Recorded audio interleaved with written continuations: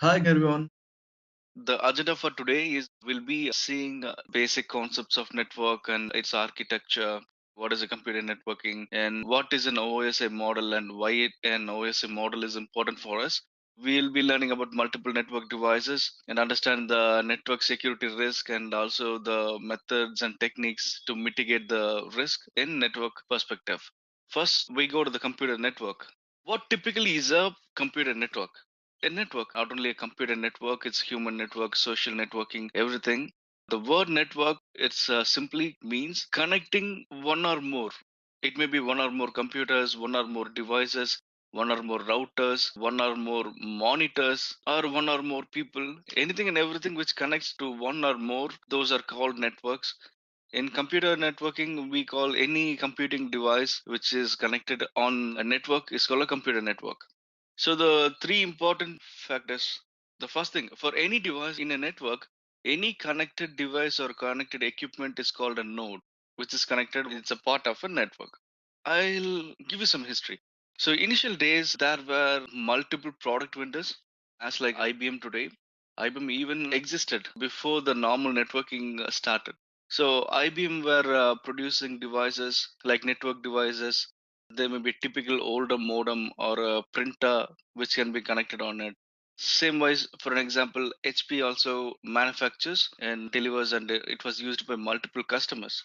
During the initial stages, what happened was there were no restriction, there were no strict laws or guidelines for manufacturing the network devices.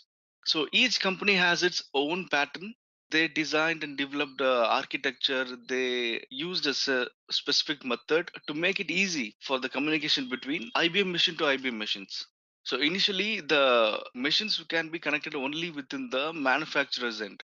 So it was like HP computer can be connected to only the HP network printer, HP network modem, or specific to that.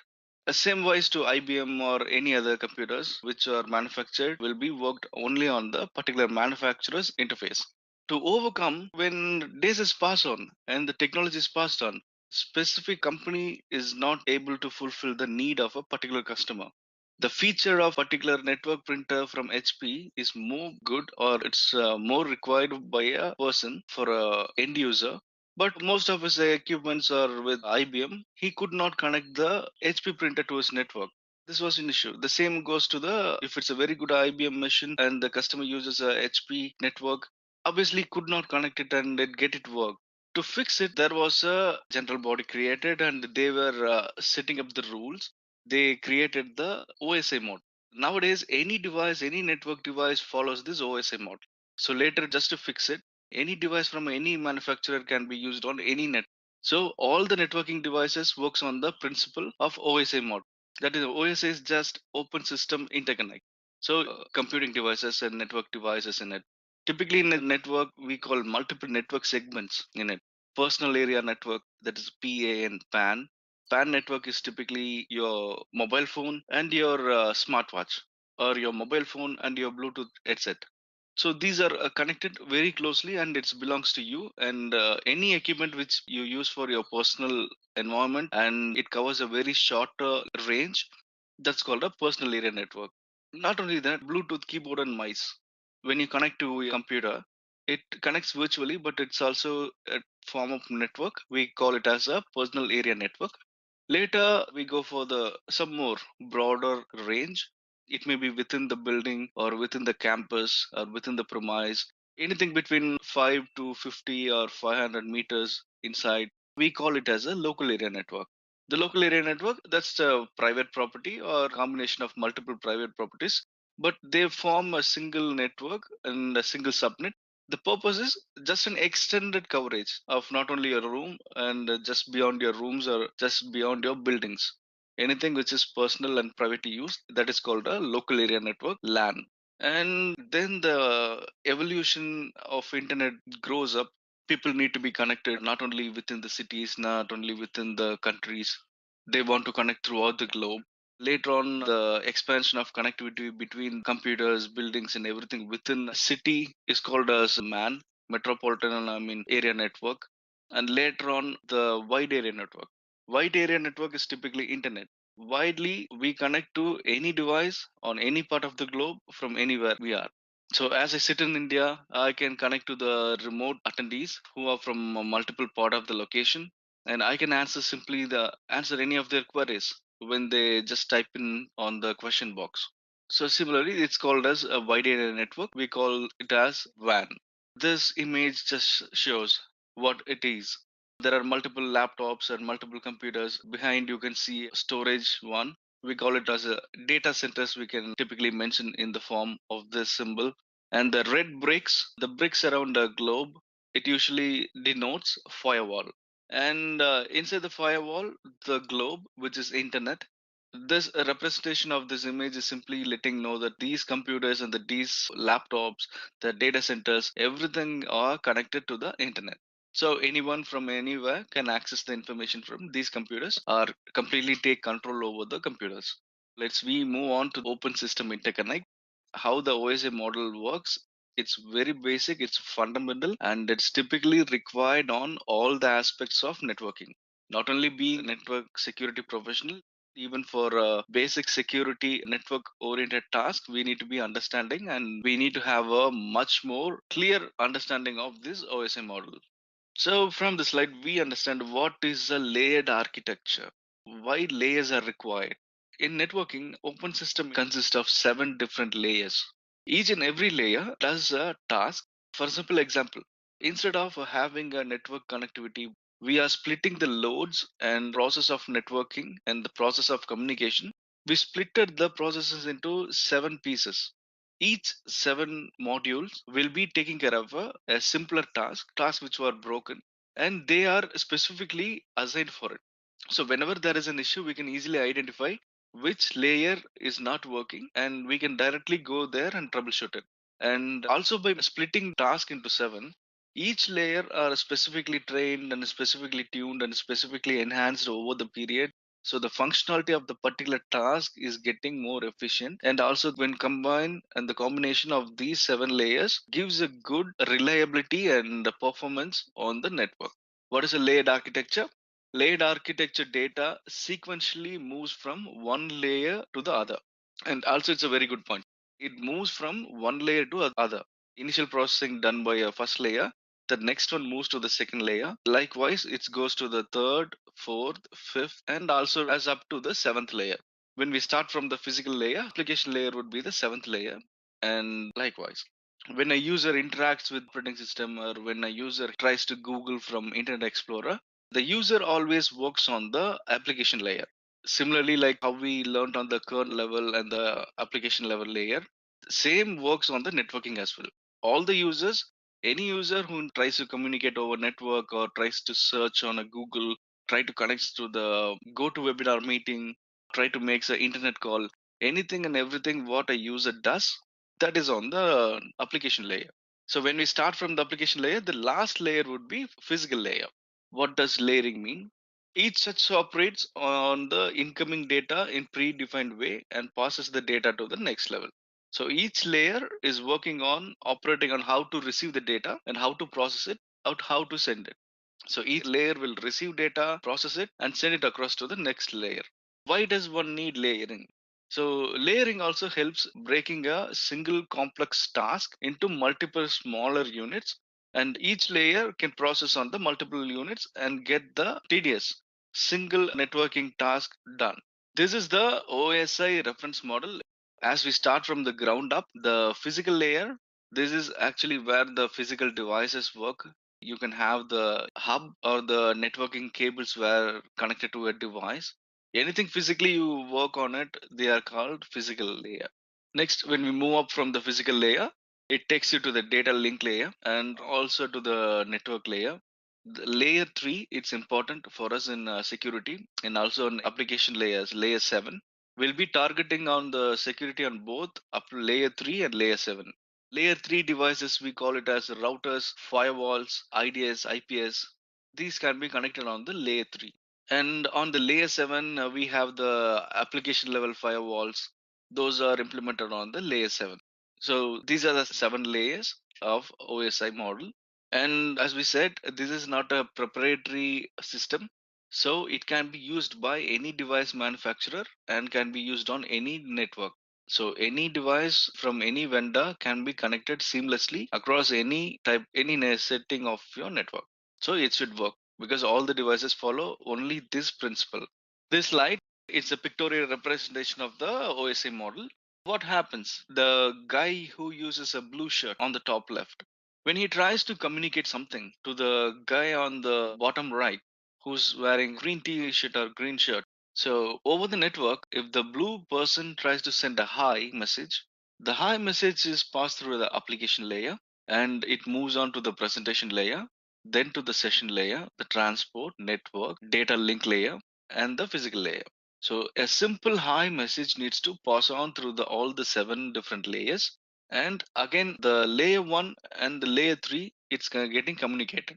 The layer 1 is the modem, your hub, your Ethernet cables are connected, or even if it's a wireless device, which gets connected to the layer 1 device of the green one. So the physical layer, the data link layer, network and transport, session layer, presentation layer, and again the same hi message moves on to the 7 different layers and reaches the green one. Hi, it reached. What the similarity between the physical layer? A physical layer cannot understand what a application layer says.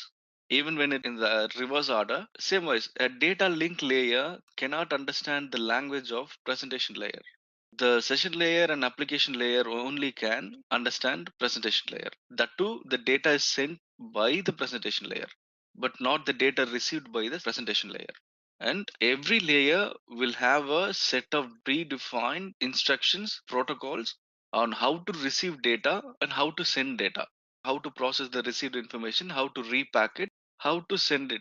These are the things.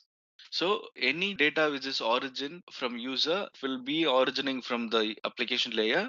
It should pass the 7 layers below, and again it has to move up from the recipients. The data origination is only from the application layer from any end.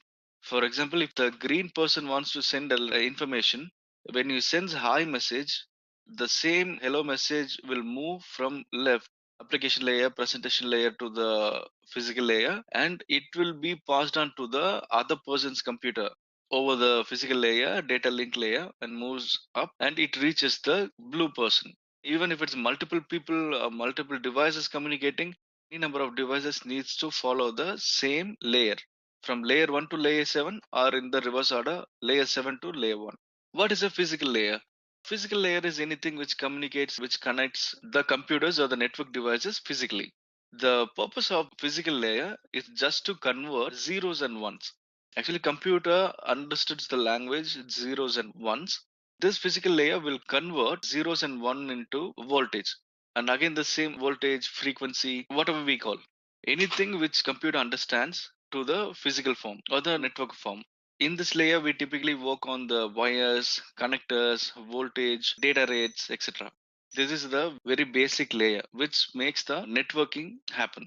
You could call the modem, network interface cards, hub, whatever network device we connect on the layer 1 hub. A switch is a layer 2 device. Hub is just like a repeater, it connects multiple devices, but it does not have anything specific to work. It's just a connector or a extension cable wherein you use a single plug for receiving multiple power outputs. So hub is also a very basic network device. So it comes on the layer 1 physical layer. After the physical layer, we go to the data link layer. What actually a data link layer is?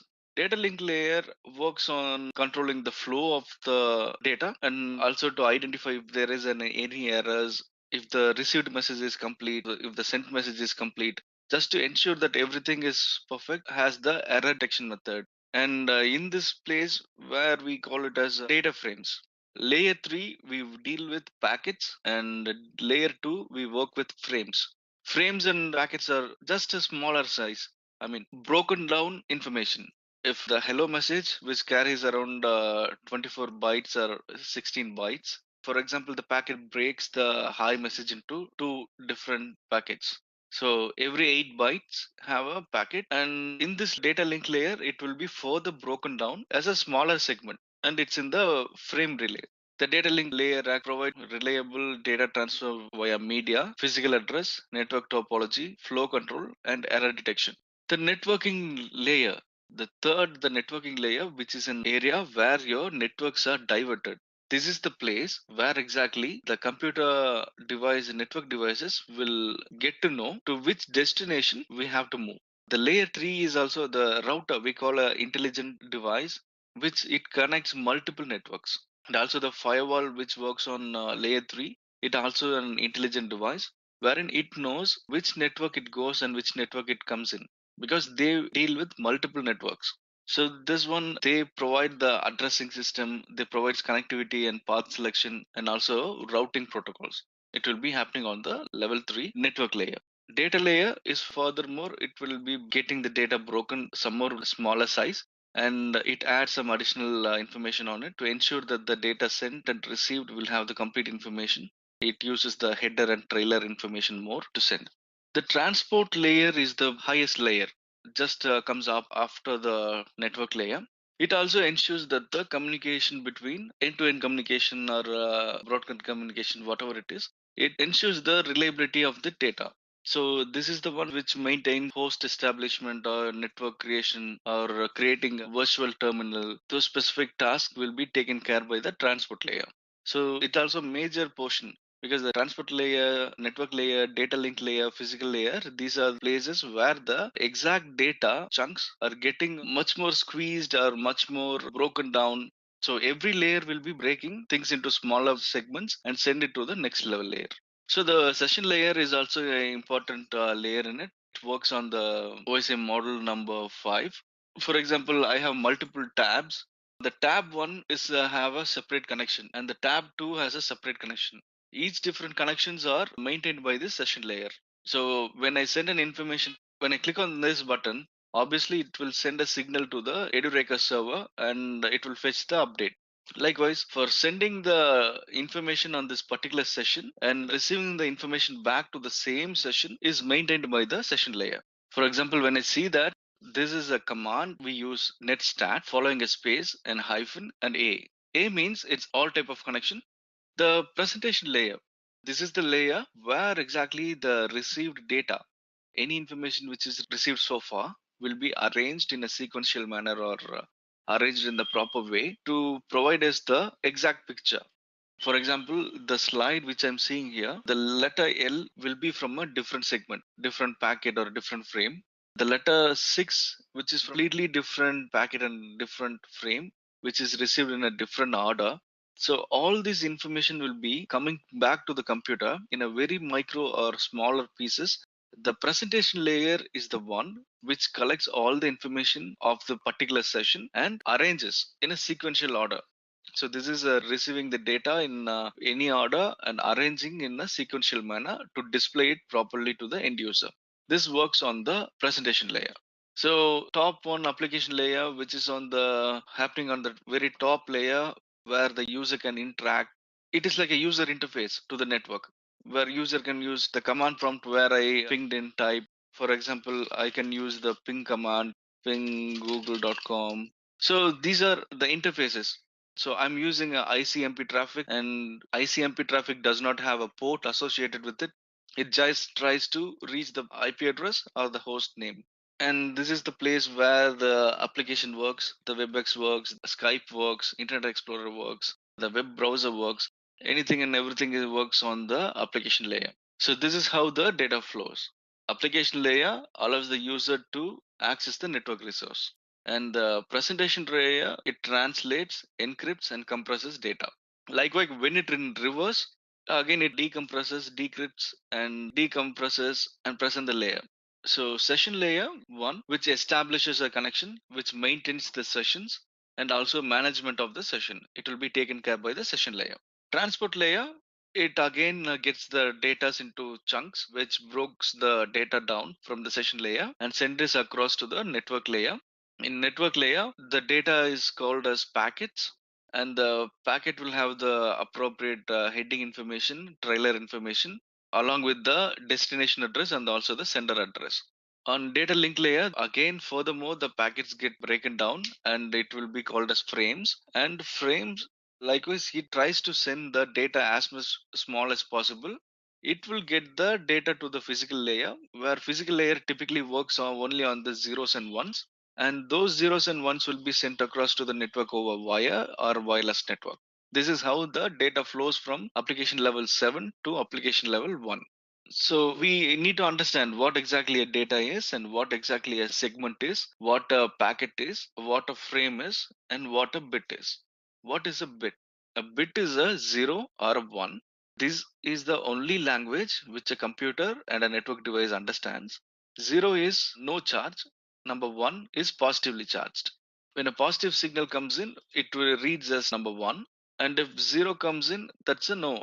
Obviously, there is no signal in it. So these are bits, zeros and ones. Second one is frames. Frame is on layer 2, data link layer. It's a bunch of data created by network communication hardware. So the NIC card, NIC card or router interface, which creates a set of information. This is how frame looks like. It's 802.3 frame format. It's 802.11 frame format. The frame format, it will have the MAC address destination to where the information has to go, and also who is the sender and what is the MAC address of the router, second control, access points, MAC address, and this is where the payload comes in. Payload is the actual information of the sending word. It comes anywhere between 0 to 2312 bytes. A byte consists of 8 bits. So maximum we can send around 18,496 bits on a single frame. CRC, the cyclic redundancy check, the sequence control, the duration, the frame control. We are sending a single data. The payload, it's a single information. But just to ensure the payload is sending across and received properly, we additionally have this frame control 1, duration 8. The 8 different additional options were added just for this payload to ensure that the data is sent properly and received properly. Likewise, the network packet also will be like this. The Ethernet header, inside there will be an IP header, the TCP header, and the data. The data is the actual payload, the original information what we try to send across or try to receive. This is how the information is encapsulated. So the data is encapsulated into the TCP header, and the IP header encapsulates the TCP, and the Ethernet header encapsulates the IP header. Likewise, it creates a layer by layer. So layer by layer, so that the actual content will be sent, just to ensure 100% it goes to the original state. Segments, it's also the same way. Segment the chunk of data from the session layer. The data received from the session layer will be in chunks. It will be broken down into data streams, and usually a segment is a chop manageable data stream. And data is the generic, normal term what we often use to describe protocols or information, usually from the network layer and up. Any information which is above the network layer are called as data. So this is same as the peer-to-peer communications works. Physical layer can understand physical layer. Data link layer can understand data link layer, but the word is frames. The data link layer can only understand, read and understand frames. The network layer, it's for packets, and the transport layer, it's for segments. And the top three layer is considered as data. This is OSI model. When we see TCP IP model, these three top layers, the session, presentation, and the application layer will be combined as one. And this slide tells you what are the protocols available and what type of devices you can connect to the network. On the application layer, it is usually used for applications where the user tries to connect to the network. The protocols which are used are DNS, domain name system, and NFS, BOOTP, DHCP, SNMP, TFTP, and HTTP. These are the protocols which works on the application level layer, and the device where we can connect to it is called a gateway. Gateway device are any device which are primarily used for getting communicated to the network. In corporate terms, you might be heard of web application gateway, web email gateway, SMS gateway, password gateway. So gateway is something, any device or maybe application, or it may be a hardware. Any device. Gateway security, it's a primary part, where an application level firewall also comes in the gateway category. On the presentation layer, it works on the SSL, MIME, secure socket layer, that's SSL, MIME, and session layer uses NetBIOS, sockets, named pipes, and RPCs. These are the relay protocols, or NetBIOS is similar to DNS, wherein to identify the resource with the name to IP address or to the IP address with the names. And all these three layers, application, presentation, and session, has the device gateway alone. When we come down to the transport layer, the data is broken and it coming as a segments or a datagram. The protocols used are TCP and UDP. TCP and UDP both are working on the transport level layer. TCP is a connection oriented protocol and UDP does not. UDP is mostly used for broadcasting, wherein when user tries to send a data, the data still flows. It will not care about whether the user received the data or not. In this UDP protocol, broadcasting device or a data transmitter, it sends data as zeros and ones continuously without stopping for anything until all the data is sent. It will not care about whether the recipient received the data or not. Purpose of the UDP protocol is to just to send or throw the data out and complete finishing the data sending across. And it is highly faster. It's used for highly faster communication, and it is used for communicating to multiple users at the same time. Likewise, when we broadcast some session in the YouTube broadcasting, Facebook Live, or any live streaming services use this UDP kind. So the purpose is to just send out the data, not to worry about whether the recipient receiving it or not, just to send the data across. But the TCP, it's more reliable and more stateful.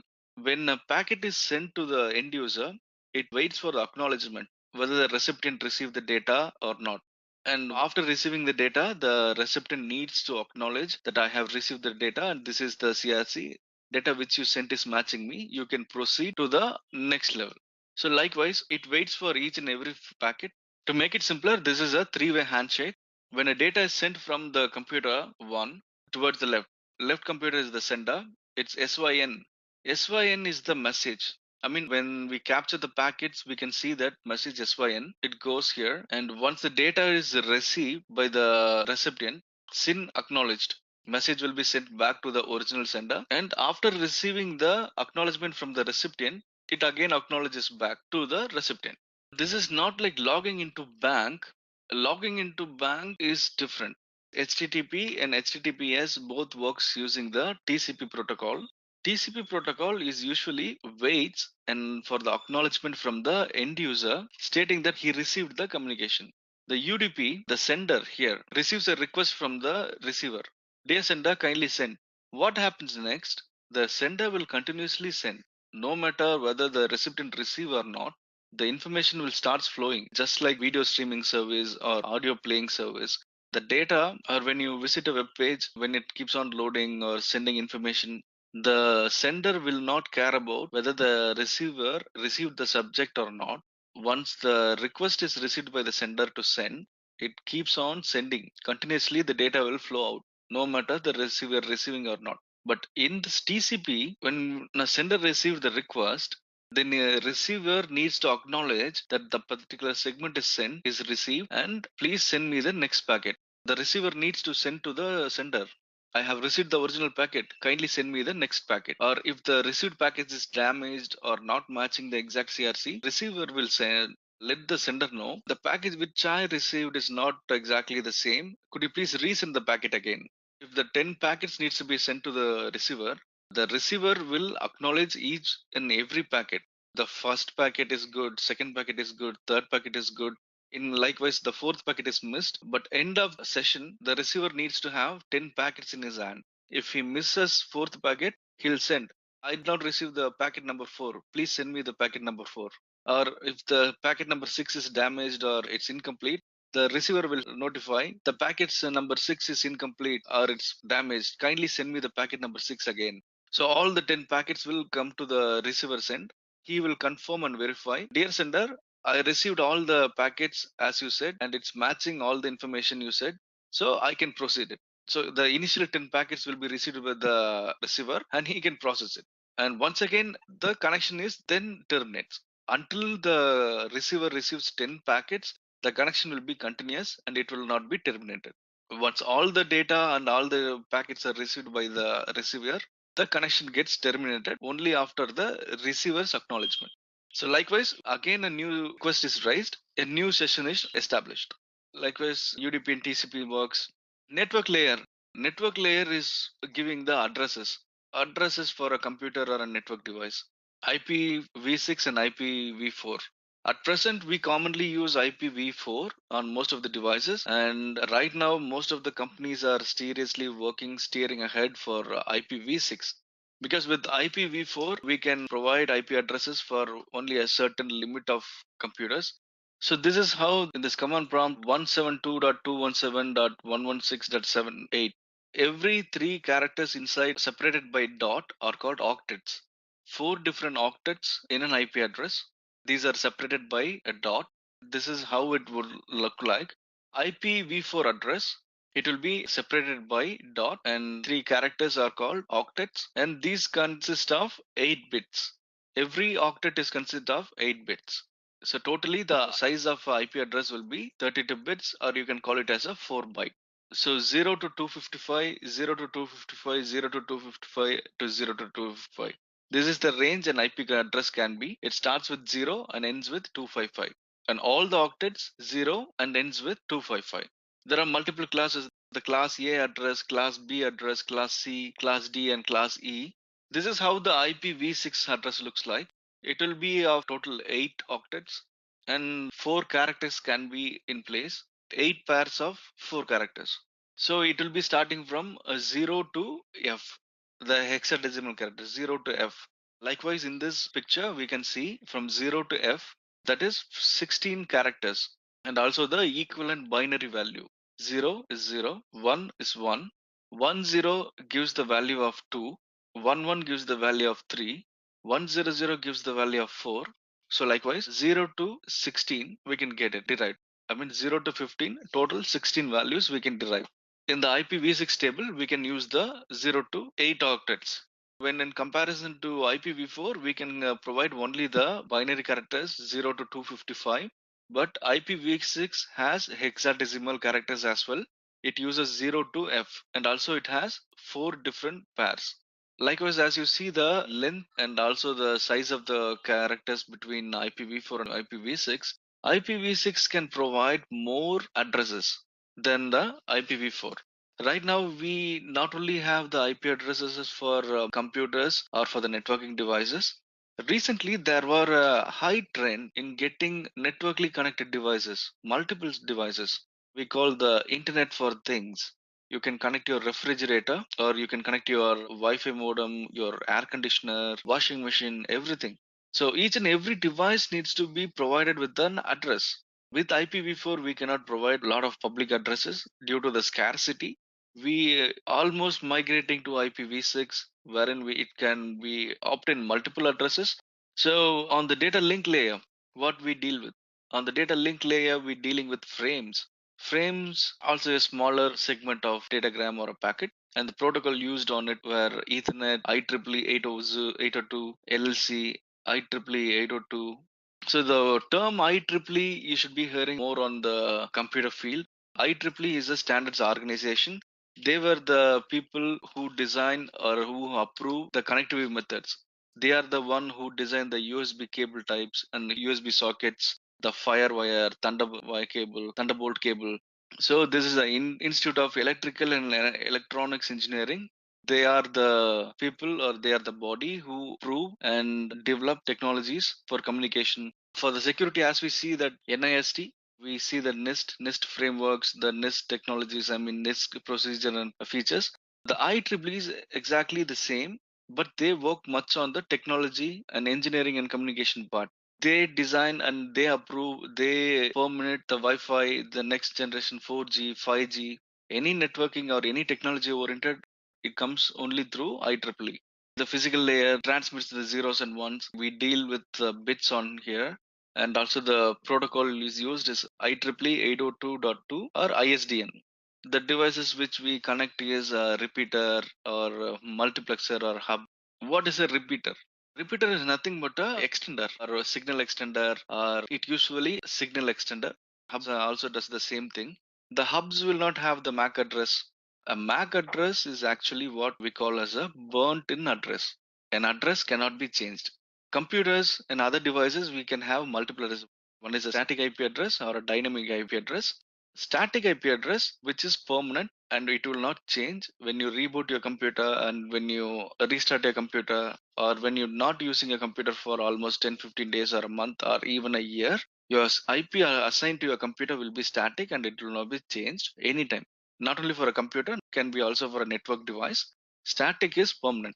Dynamic, we can change, or whenever a reboot happens or whenever we need to switch a account, we can change the IP address. You can get a new address. So the physical address, the MAC address, which is created while manufacturing the device and it hardware built. I mean, there are multiple capacitors which will be burned down when manufacturing. This is how the MAC address looks like. 3A, 34, 352, 6C4, 69. This is how the MAC address looks like, and these MAC addresses are embedded on the network device. This is a network interface card where you can see the MAC address is printed, but actually it is not like a printed one. It will be like a burnt in address. They'll be burning down few sockets just to make sure the particular value will not change as they make the IP address hardware level. It's not on a software level. So the physical address will not change. And this is how it's an example of your network interface card looks like.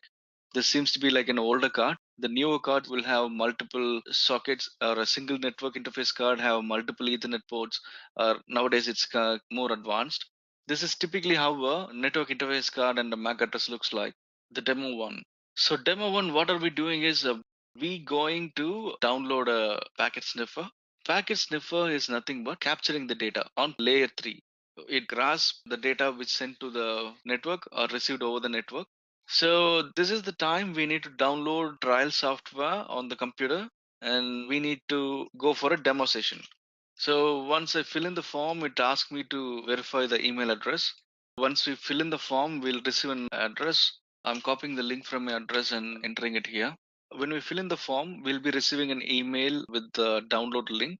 So it will take you to the download instructions page. It's valid for 30 days. And this is the serial number. You can click on the download trial, save the file. File size is around 300 MB. I'm running the file which is downloaded. Next. So it requires an internet connection. It is not accepting email. Instead, you can use the link which I gave. So when you click on the link, it will also give you the serial number, which is a 30-day serial number you can use. It's automatic. When you click on automatic and click on next, here I need to put in my serial number and proceed all the information. So there is a one more wonderful tool. Wireshark is a wonderful tool for packet capturing. It's a 100% free tool, open source. And what I would suggest is you could also go to the VirtualBox site. So when we have a computer, we can install multiple guest operating system using VirtualBox. This is the place where you need to go.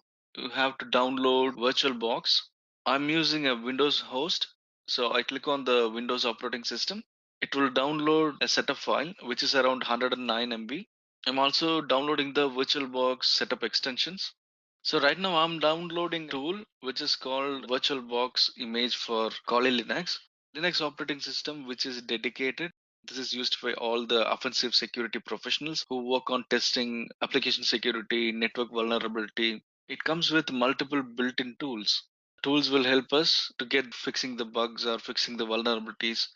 So after downloading the VirtualBox, we need to go to the location here. It's offensivesecurity.com to download Kali Linux and select the Linux VirtualBox image, not the VMware image. We are using VirtualBox, which is free from Oracle, and we can run multiple operating system on it. So I'm downloading the 64-bit, and this is the link for 60-bit 4-bit operating system, save file. I don't need to download Wireshark on the same one because as it comes along with Kali Linux. Use this link for downloading. I'm running it. Click on install. Yes. So the installation is running. Asking for a serial number. This is the serial number.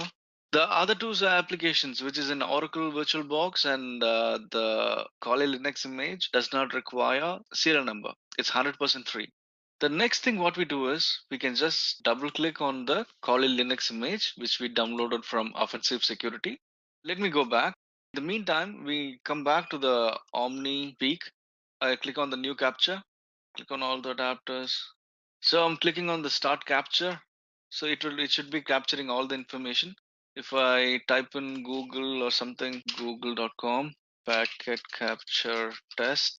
Look, there were some traffics identified. It also capturing my RDP. RDP is nothing but remote desktop protocol where I used to connect to the server. Server which I'm working on is I got connected from my laptop and it's hosted on a cloud environment. There were a traffic identified which is on google.com. So totally around 3,12,900 bytes captured on this session. So it's still monitoring the network activity. Let me give you an example what a streaming would be. Let's play Aladdin. Aladdin is playing in the background. The Omni Swipper is already started capturing. Do you see that Google.video? It's raising. The network is speaking here. So let me stop capturing it. These are the HTTPS traffics. Let me go close. The total traffic, the top protocols used, it's for HTTPS. 68.5% of my traffic originated and received on my computer. It's HTTPS. Almost close to 70% it's used. And the remaining 30% it's used by the remote desktop protocol, which used to connect my laptop to the remote server. On the left, there were the high percentage of data used by youtube.com, which is on 34%. Google has on 10%, the others as well. So application wise, we captured YouTube 63%, RDP 10%, Google Video other 4%. The streaming media, it's around 67%. Toward the left, there is no voice and video call, the no compass. We see the packets here. This is how the packet looks like. We captured an RDP packet. This is how it's the packet info, the number of flags, the status, the length of the packet, and the timestamp when it's sent. As we seen on the previous picture image on how the packet looks like V. Do you see the destination? This is a MAC address. This is also a MAC address. Protocol IPv4. IPv4 header also has information on it. Header length. So the identifier, the fragment ratio.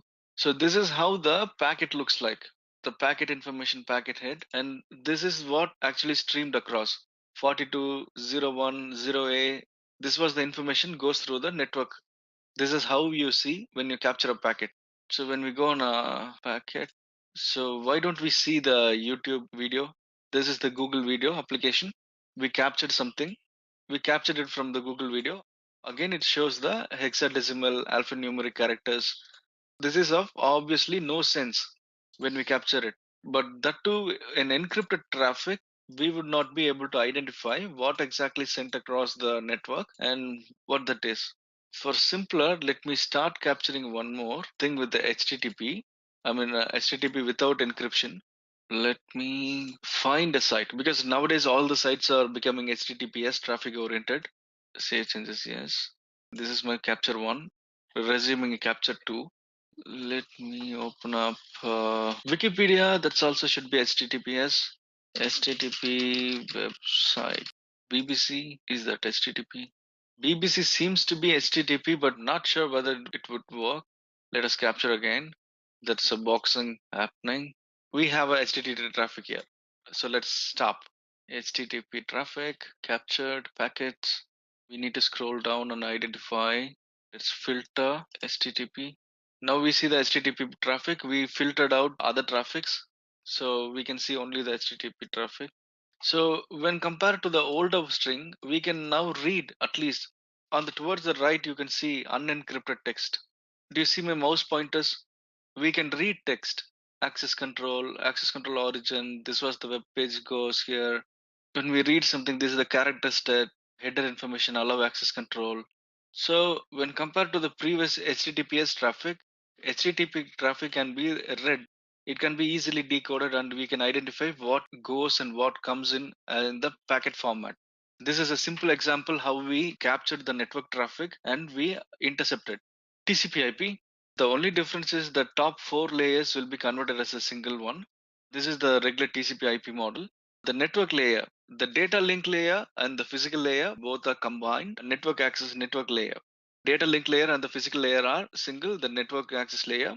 And the OSI model network layer will be called as an internet layer and transport layer will be host to host.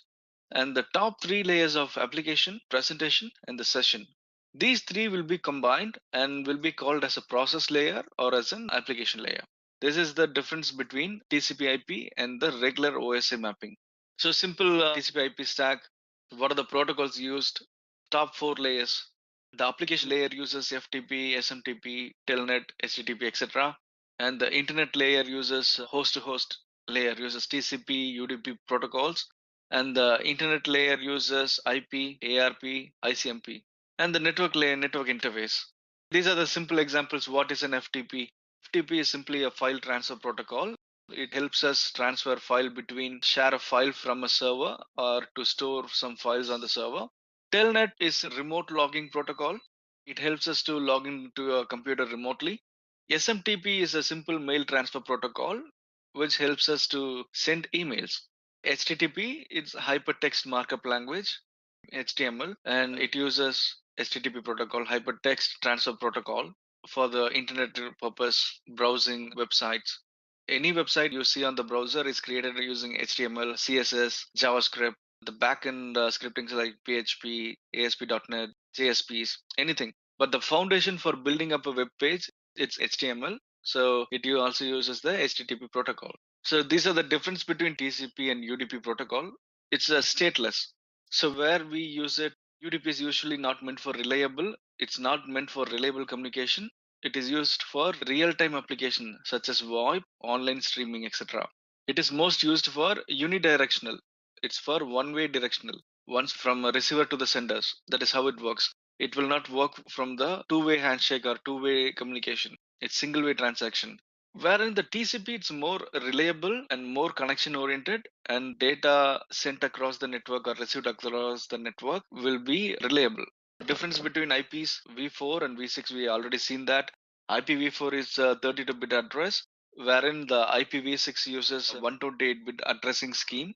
Approximately number of address available on IPv4, that seems to be almost close to 49,67,296, almost 420 crores. Even though the amount is vast, but we cannot use it on multiple computers. It is not sufficient enough to assign it to all the clients. Likewise, we got into the other address IPv6, it's 128 bit addressing. So it's approximately 2 power 128. The IPv4 address is just 2 power 32.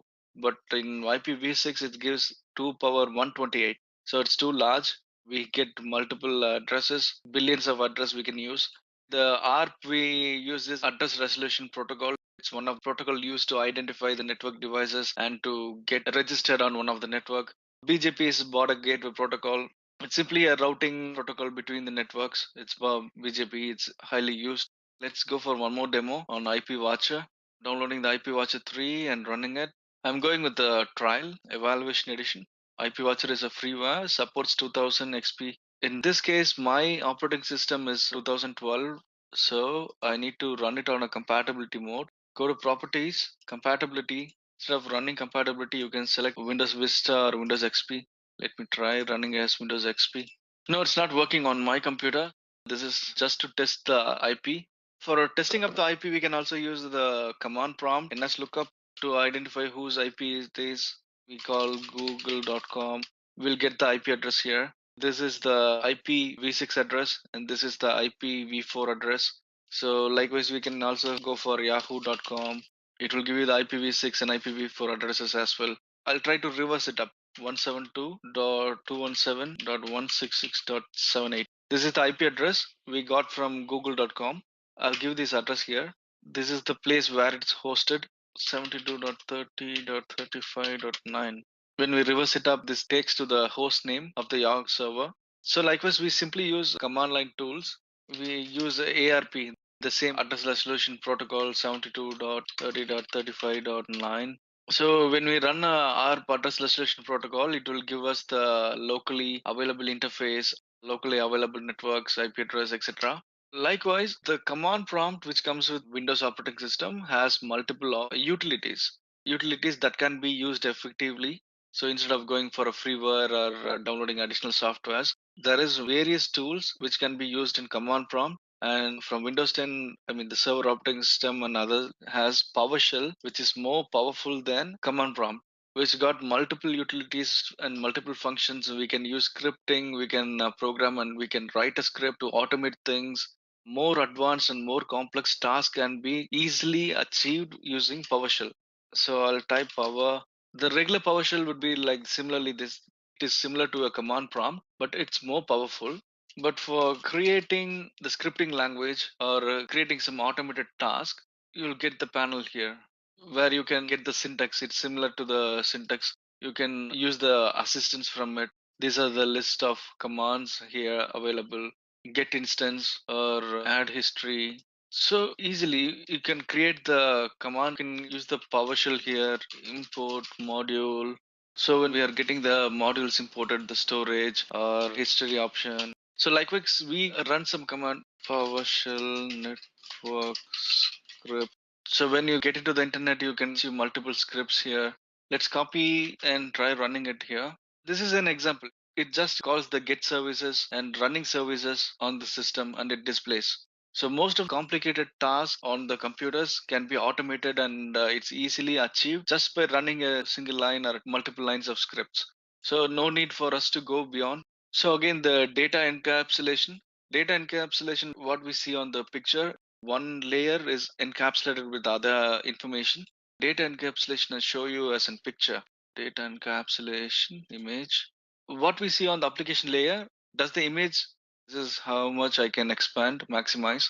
This is the data. On data layer, you see the data. When it comes to the transport layer, it uses the protocol UDP and the data and encapsulated with the UDP header. Data becomes a UDP data along with the UDP header, and the same amount goes into the network layer as a IP data with the IP header. This is called encapsulation. Every layer the data passes through, it adds additional header and trailer information. Along with the additional information added on the previous layer, it comes to the next layer. So on the IP layer, it also adds a IP header field along with the regular data and goes to the frame layer. In the frame layer, what happens? The frame header is added to it and also the frame trailer added to it. Typically, when we see 2/4 of the data is the original data, the remaining data are created while it passes through multiple layers. This is called data encapsulation. So these are the common devices what we see on network. What we see as a repeater. Repeater is simply an amplifying device. What is the difference between a bridge and a repeater? Bridge also does the same thing. It is a pass-through device. Any network can pass through it, just amplifies it and retransmit the same signal. But the only difference is repeater does not have a MAC address, but a bridge does. The repeater, the hub and router, gateway, switches, and most of the security networks are missing in this slide. The firewall, IPS, IDS, IPS is intrusion detection system, IPS is intervention system. These are all missing on the slides, but it's good for us to know them better. Repeater works on the physical layer. Repeater is just amplifies the signal and sends the distance to a longer length. And hub data link layer, the difference between the repeater and the hub is repeater amplifies only the particular signal, wherein hub gets signal from multiple inputs and send it to a single output or multiple output, or receive from multiple input and transmit across multiple output. Different types of hubs are active hub and a passive hub. The active hub is typically just to clean up the network disturbance or network noise and also to enhance the signal strength across the network. So the passive hub is simply a pass on the device. It just transmits the signal whatever it gets. It will not make any modification or error fixing or denoisification, etc. Bridge is similar to the repeater and has the ability to filter and required content based on the MAC address. Router, it's a very important thing. It works on the layer 3 and it is an intelligent device wherein it can make communication between two different networks. The switches, hubs, the repeaters, this works on a single network, single subnet. It cannot communicate between networks. But the router, it's an intelligent one. It can communicate between multiple networks and also can route traffic between multiple networks. The session layer works from network layer till 7 application layer. It actually maintains sessions of every individual connection. Every single connection has a session that was managed by the session layer. Presentation, the switch also works on the data link layer. Network protocols and security viewpoint. What is a set of instruction? A protocol. A protocol is nothing but a set of instruction on how to move data between a device to a device. So OSI model is the fundamental which makes any device from any vendor can communicate and connect to the other network. Typically, it uses a headers and trailers so that it be easy for the data to be sent from one layer to other layer and to move across. The ARP is address resolution protocol. So, in attacker's perspective, we can see how an ARP can be manipulated. ARP packets will be sent across multiple devices, not only network devices and also from computers. So, ARP request is sent from computer one, the hub to the computer two. In between, there is a switch. Also, we can see a person who's monitoring the traffic between the switch and the other computers. What happens when attacker manipulates the traffic and manipulates in producing a different address and different cloning of IP address or MAC table? That's also called as an ARP poisoning. As per the attacker's view, there are four different things that taken care. One is subnetting, local segment. Previously, what we dealt with the personal area network, local area network, and wide area network, etc. Subnetting is even a smaller fragment of any of these network, PAN, LAN, WAN, any etc. And the attacker also can obtain the encryption information. So how the encryption works and how it's got. When the ARP was poisoned, even the intrusion detection system can be bypassed, and that's obviously a security breach. DHCP is simply a dynamic host configuration protocol. Previously, we were discussing on what is a static IP address and dynamic IP address. In environment of more than hundreds or thousands of computers, it is obviously hard for an individual to go to each and every computer and to assign a IP address. So just to overcome, DHCP service is enabled. What actually it does, it provides a IP address to one of your computers. It can be configured to set particular computer with a static IP address or with a dynamic IP address. DHCP service is usually for managing and maintaining your IP addresses.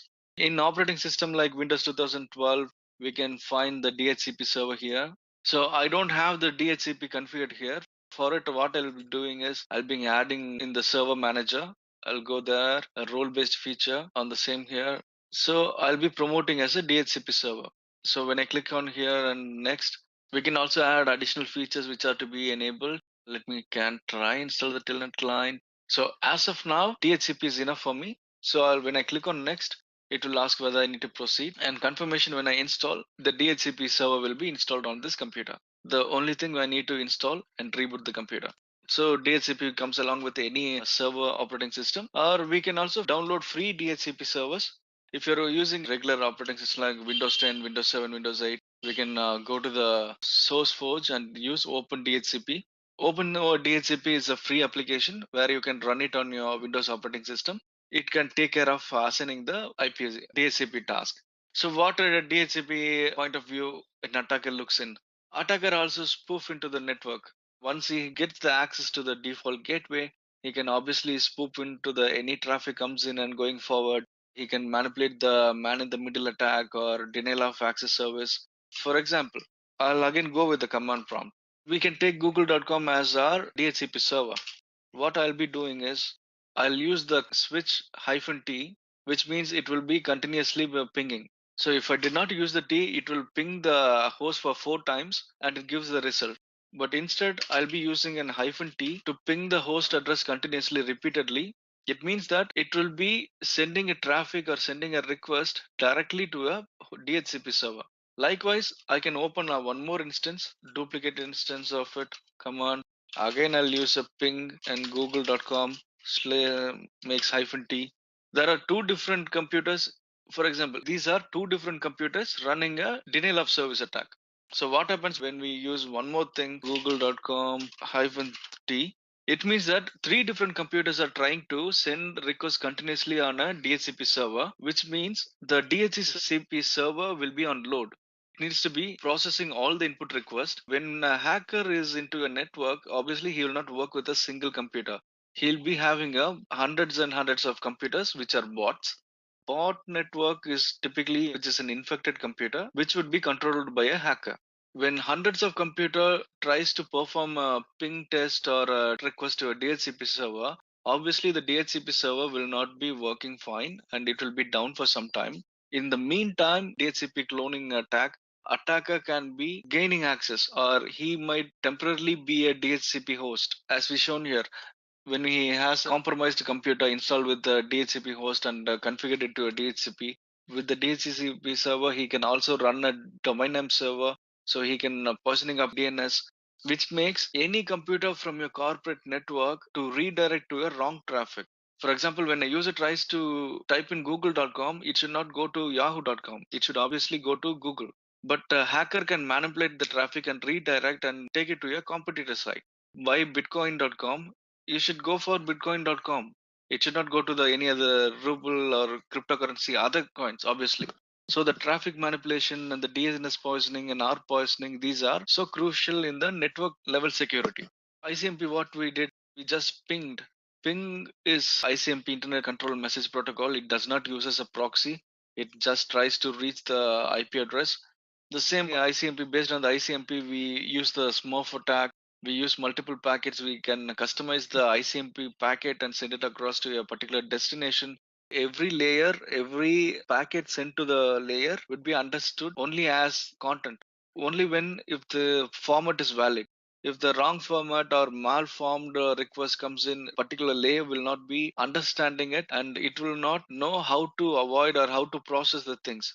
Obviously, when we flood hundreds and thousands of packets with the malformed data, usually the network device or network service will go confused, and it will make a temporary network unavailability. So these are the ways we can modify the packet, malform the data, or malform the strings, or malform the content, and send it as a ICMP. One of the common way, it's a malicious script, browser-based attack. A script will be injected to any of the trusted website, and the infected script will make the website behave malicious, or it can divert to a different system or something. Denial of service, distributed denial of service, these are things which making the services not available for a certain time. Usually the hijacked website or script manipulated website or dom based manipulation which are done just for the personal gain of the hacker. They obviously use email campaign where we'll be receiving a genuine email. When we click on a something particular link, it will take us to a malicious or infected site. It will get advertisements which is not specific for us.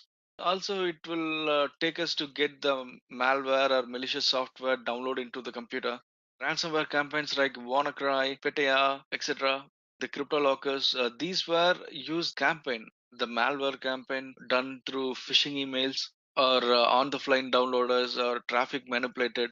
We intended to visit the right website, but it was diverted to a wrong website and getting the malware downloaded and getting ourselves in trouble. So those were happening in the previous past. So make sure that you're not clicking on any of the phishing mails. If you suspect the mail is not from a trusted one, simply delete it and don't explore the email links and try to get yourself infected. Always have a good antivirus running and keep the definition of signatures, the software upgrade of the antivirus up to date. In my computer, I do not use antivirus because most of the time I use some specific tools, which would be the security auditing tools, which similarly simulate infection malware. So those tools will be blocked by antivirus and I would not be able to work. So that's why the reason I will not use antivirus on my computer. And also what I do is if anything goes wrong, I'll right away go and reset the PC. I'll wipe out the data and reinstall. I will not have important stuffs on it. It is just for a testing PC I have. And other three common one is cross-site scripting. Cross-site scripting is inserting the infection or inserting the script or any piece of online application, online website, and making your custom script work for you. And the SQL injection is identifying the values or schemas of the table you use. Mostly people use SQL, NoSQL based database for creating your web page. Any large web page which is maintained by CMS or database oriented, most of the web programming language support SQLs.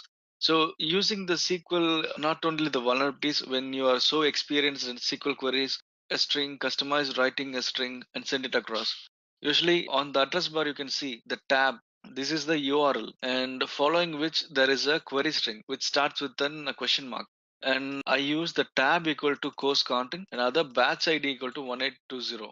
So usually with the string, I can manipulate, I can custom create a URL and send it to it. So path traversal is also simply navigating into the sites, just like moving into the web directory or local directory. So physically triggered attack, some rogue devices.